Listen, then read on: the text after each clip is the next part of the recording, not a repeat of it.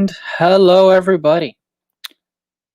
What's going on? Welcome to Not a Hockey Market Podcast. I am your host, JDM or George Demoya. Welcome to the show. Thank you very much for joining me. Training camp is officially open. Here we are on Not a Hockey Market Podcast, where we discuss the NHL overall with a hyper focus on those NHL cities that are claimed not to be a hockey market. We call bullshit. Panthers, Lightning, Jackets, Preds, Coyotes, Sens, Vegas, Seattle in the future, Southern California, all these so-called hockey markets that are claimed, hey, you're not really a hockey market. Yes, we are, just as knowledgeable as our brothers to the north. But we also take a full focus on anything and everything when it comes to the NHL. So I want you guys to make sure to please subscribe to our YouTube channel. Do a search for 90 Miles Media. That's where you will find Not a Hockey Market Podcast. That is the best place to go to be able to find all those things regarding Not a Hockey Market Podcast and also anything with 90 Miles Media. Also, you're going to want to also make sure that you subscribe to the PCN Final Score page. You will catch me there hopefully this Saturday, as you will see me there doing a full-on NHL preview, which will be very exciting. Not a Hockey Market Podcast delves into the details for this hockey show where we talk a lot of different stuff regarding the NHL, different teams. But on the Final Score page, you will catch me doing a full preview of what we got going on in the NHL as training camps have opened for some teams. All teams, it starts to open up on January 3rd. So be sure to subscribe to PCN Final Score as well on their YouTube page.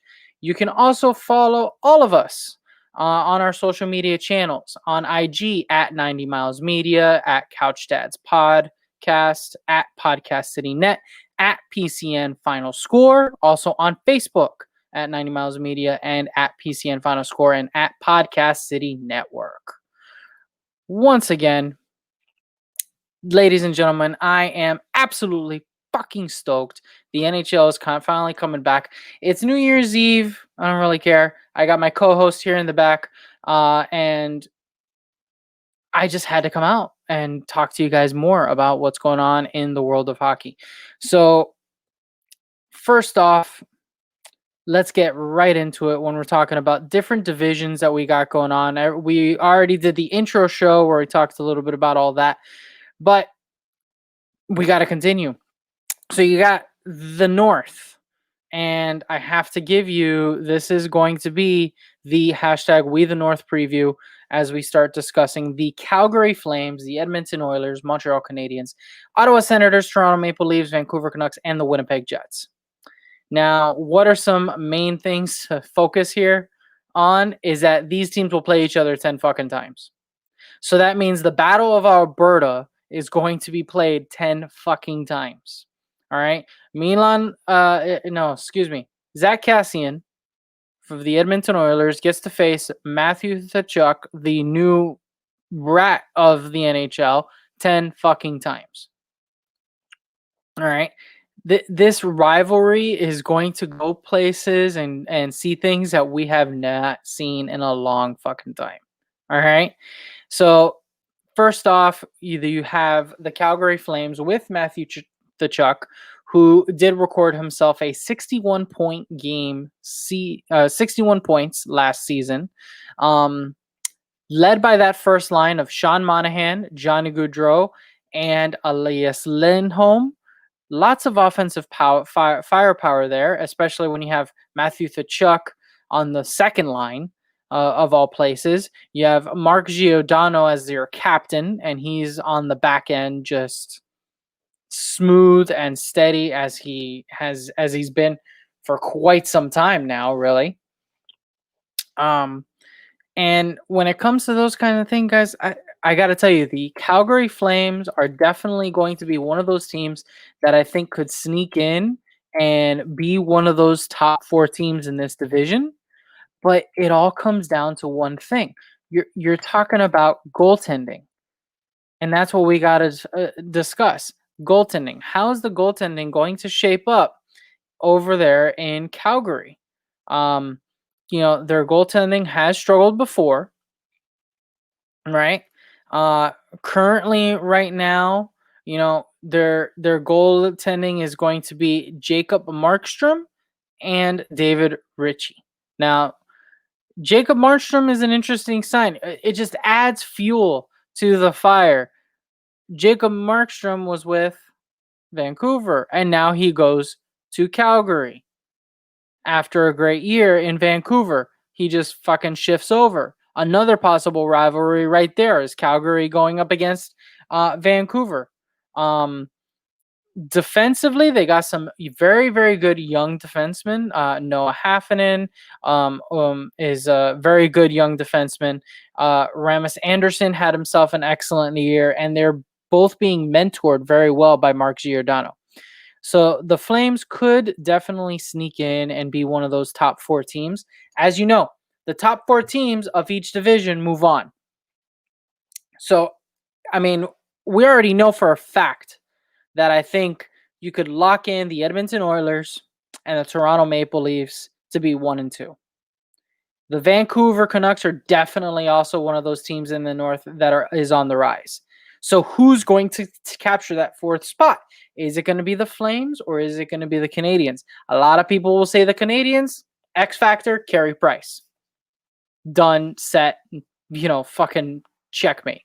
Can Jacob Markstrom have himself another big year? That we're going to have to wait and see. That's what it really comes down to.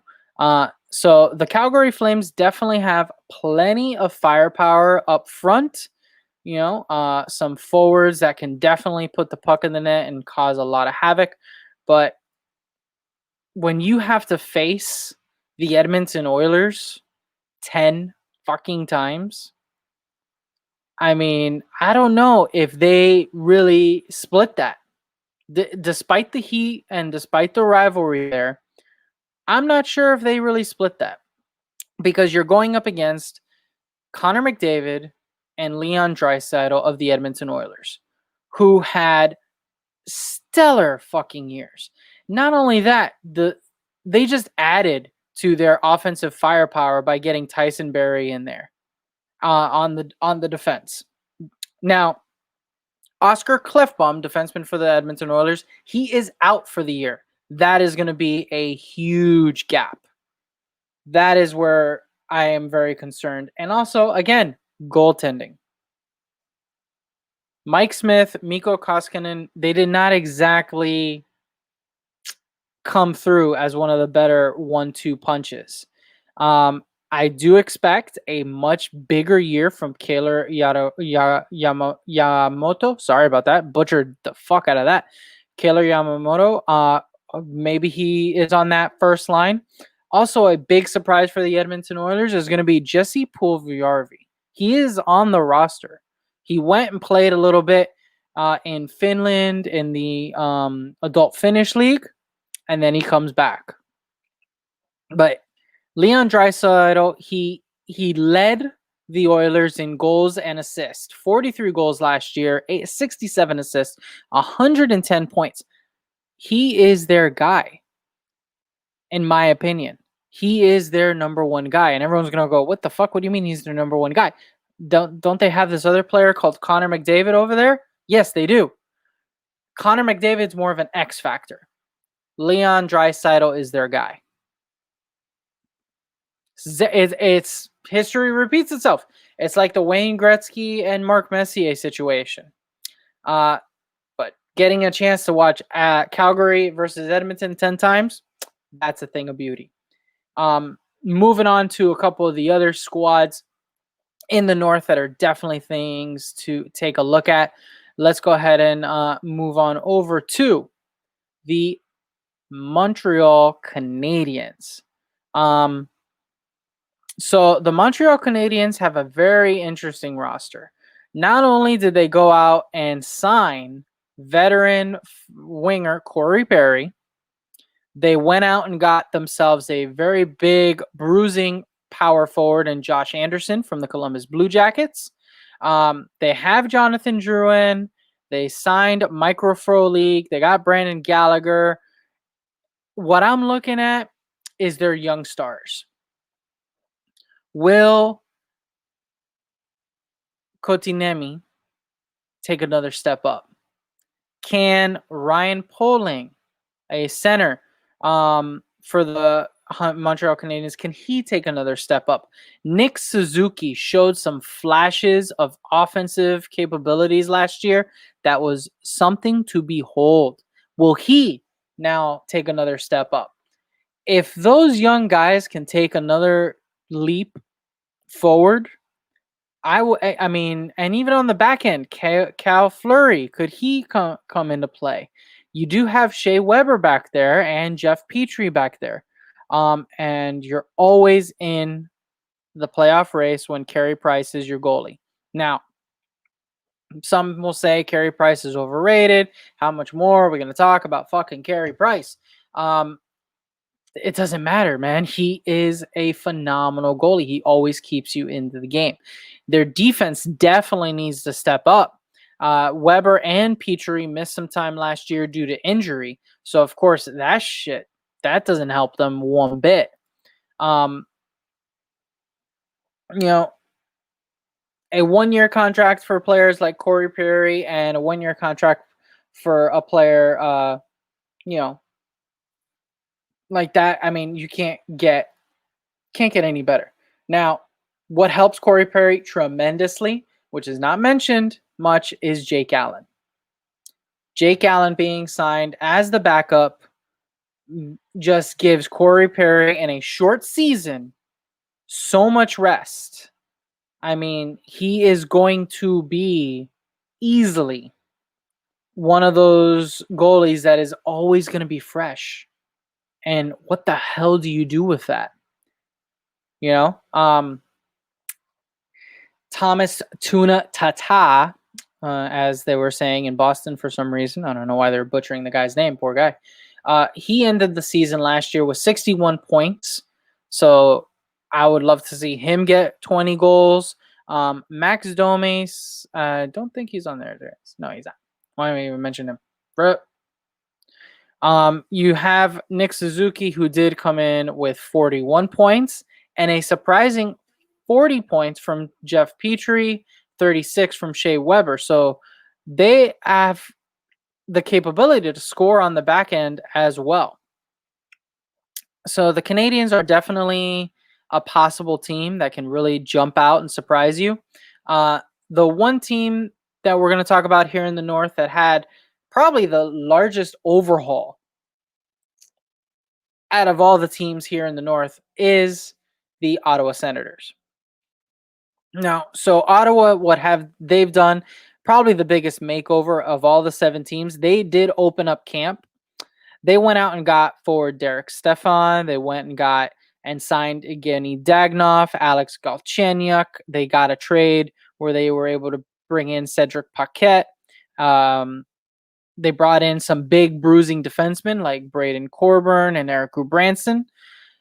And they also are going to expect to have Tim Schultz at training camp at some point. The number 3 overall pick in the 2020 draft, he is now playing for Germany in the World Juniors. If you're an Ottawa Senator fan, you need to be watching this kid. This kid has speed, has hands, and damn, is he fun to watch. All right. He went in just yesterday and had a 5-4 victory, led Germany to a 5-4 victory over Switzerland, securing the 3rd spot to be able to enter the quarterfinals, which will start on the 2nd. And he had 5 points in that game. Not to mention, Ottawa also added goalie Matt Murray. They still have a young Brady Tkachuk there, who is also going to be coming into his own. They are going to be very tough to play against. Out of 10 meetings against a team like Edmonton and a team like Toronto, will they win majority of them? No, probably not.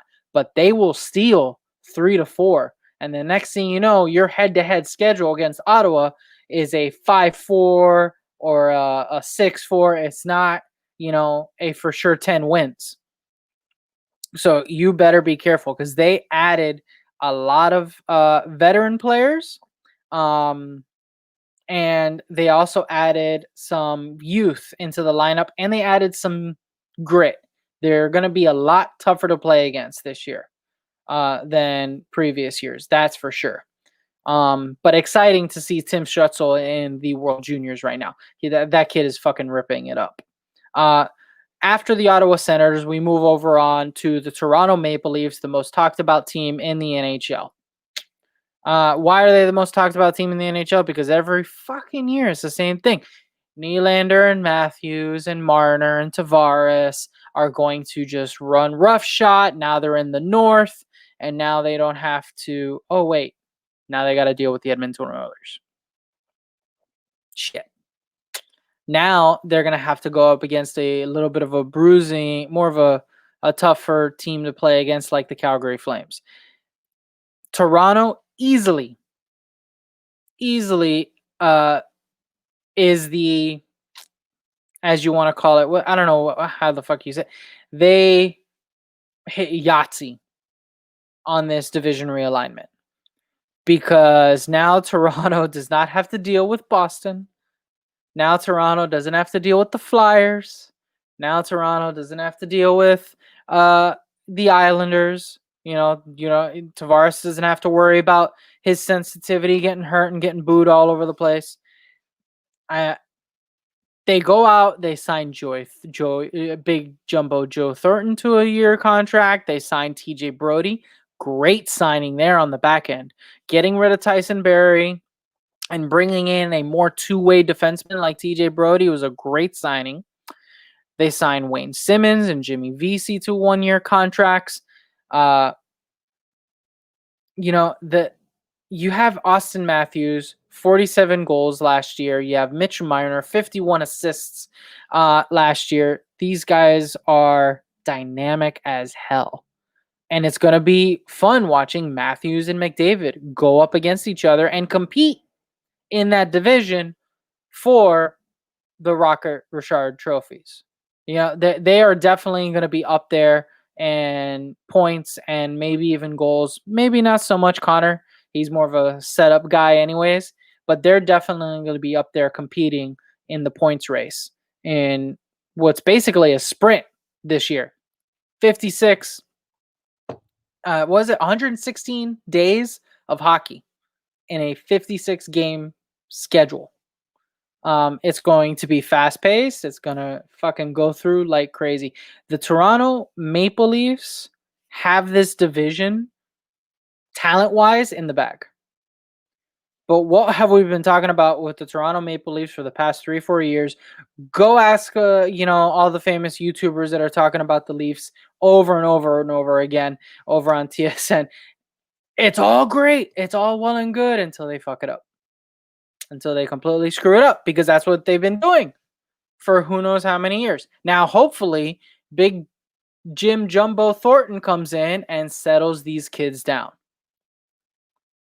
Because Tavares is a JT is a great player, great two-way guy, phenomenal player, very smart, but he's not the guy I think that can command a locker room.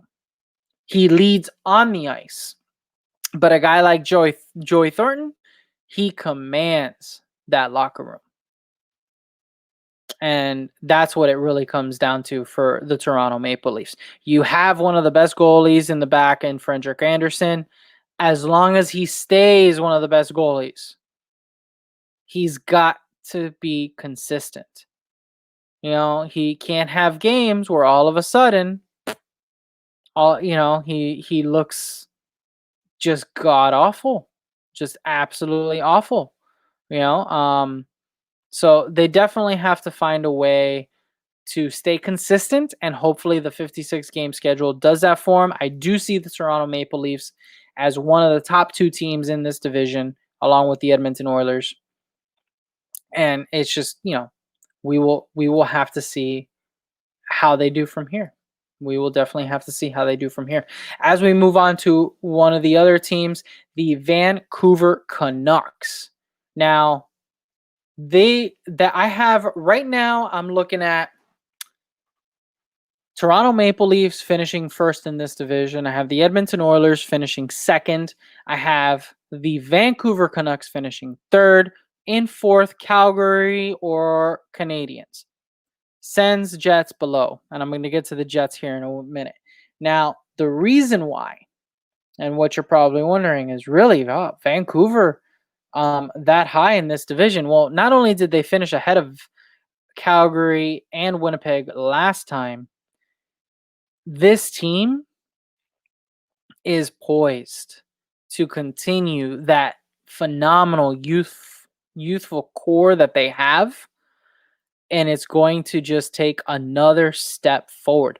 Brock Besser, he is deadly on this kind of schedule because he usually only plays about 60 games anyways, and now he's going to play a 56 game schedule that is perfect for him.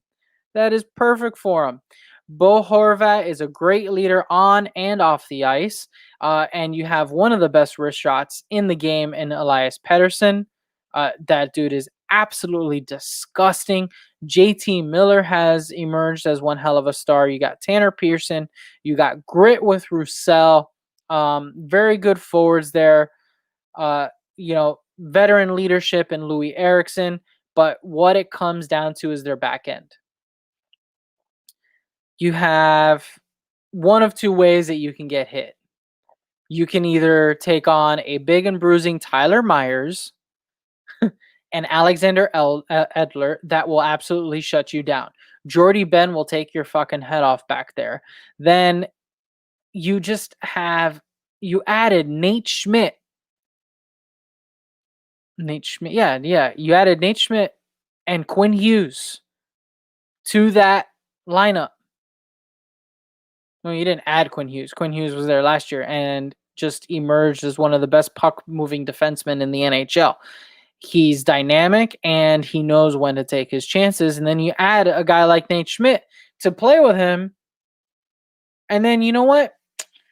Top young goaltender in the league and Thatcher Demko. Let's give him one of the winningest goalies in the NHL as of recent from the Capitals, Braden Holtby, to help anchor him down. That has to be one of the better that is the best goalie combination in the North. Is right there. Is Thatcher Demko and Braden Holtby. I see them as the best goalie tandem in the North. Definitely something everyone's going to have to be looking out for and watching. Finally, we move on to the Winnipeg Jets that are in a bit of turmoil. And the reason being is that Jake Roslovic, a promising young center for the Winnipeg Jets, has requested out of Winnipeg. That's not good. And then to add to that, sniper Patrick Laine has also said, hey, maybe a change of scenery wouldn't be too bad. So that training camp is going to get underway on the 3rd, and the Jets players are just wondering what the hell is going to happen right now. Roslovic is currently a restricted free agent, and he is not in Winnipeg. He has not traveled yet to go to the team. And then on top of that, sure, you add Paul Stastny to that gives the Jets a good top 6.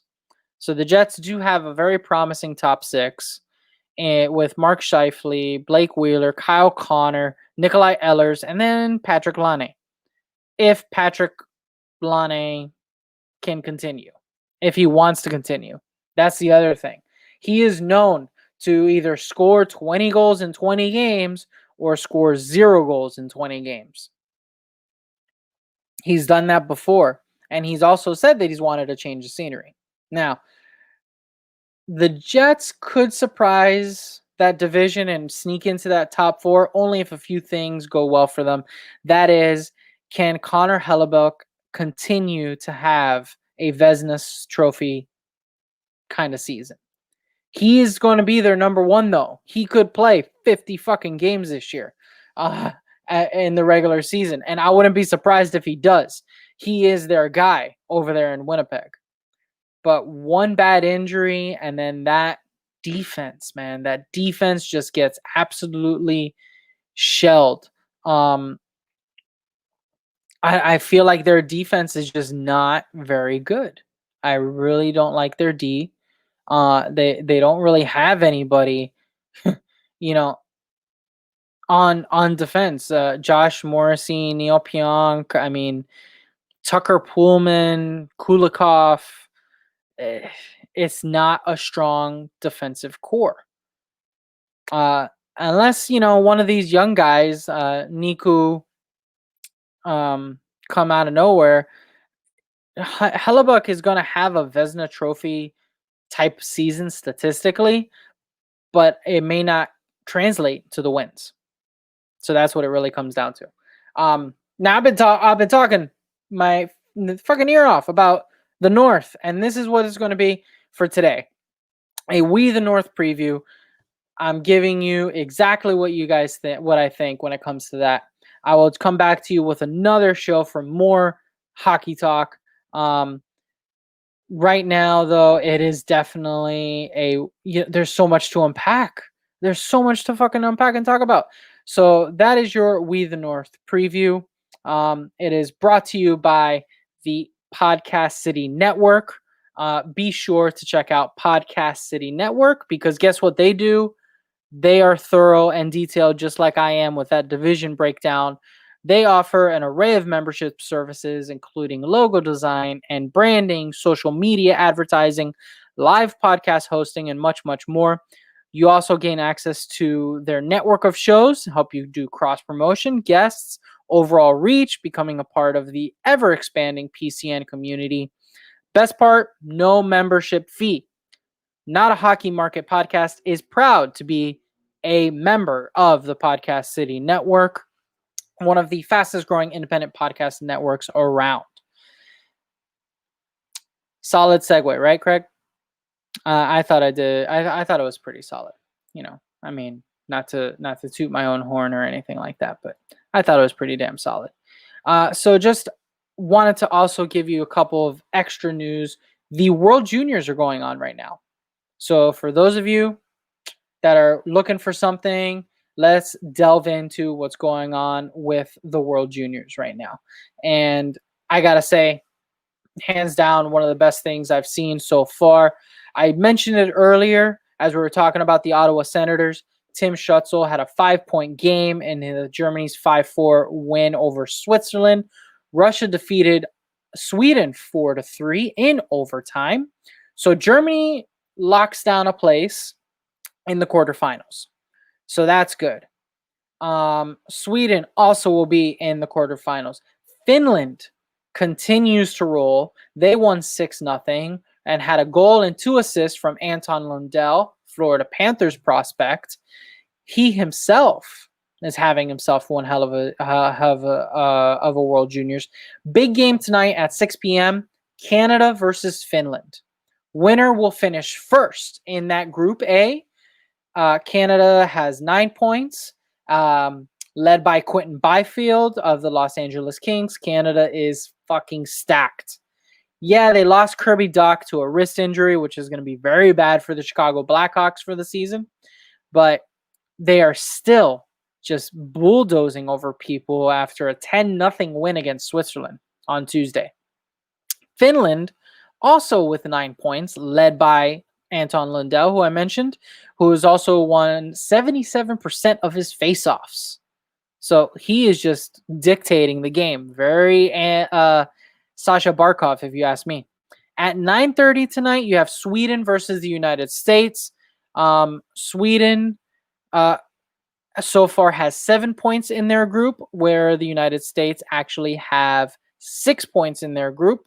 Winner, if they can win in regulation, will then take over first of Group B. The U.S., Spencer Knight, putting out a shutout He definitely bounced back after a few mistakes early on against Russia in the tournament. Definitely looking a lot better. Trevor Zegras of the Anaheim Ducks, who has scored 10 points, leading Team USA in this tournament with 5 goals and 5 assists in just 3 games. He's definitely something to watch for. So those are 2 big games to see who takes over first in Group A and Group B. Quarterfinals for the World Juniors start on January 2nd. All of it you can be seen on the NHL Network. Definitely check it out and see how your young studs of those teams are doing. Just to throw in a couple of big notes that happened here and around the NHL. Zdeno Chara is the big news, really. Boston Bruin fans, I'm sorry to say, but Zdeno Chara has signed a 1-year contract with the Washington Capitals. So that means Tom Wilson and Zdeno Chara are going to have to go out for a nice steak dinner and put all their fucking beef aside because they destroyed each other in the playoffs over and over and over again. But it's happened before. And that's what I'm going to come with you guys next show.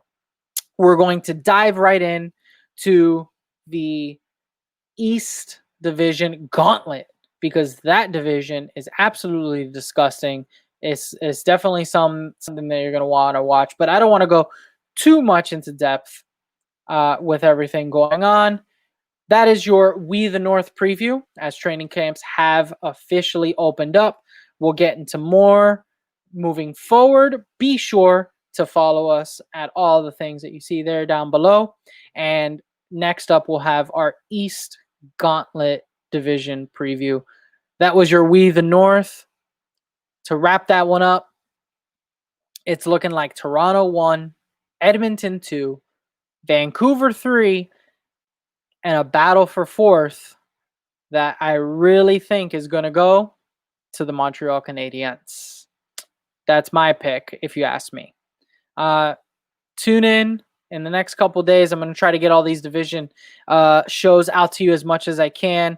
Be sure to follow us on all of our social media channels and subscribe to our YouTube channel at 90 Miles Media, and also just subscribe to our PCN at Final Score and follow us on the Podcast City Network.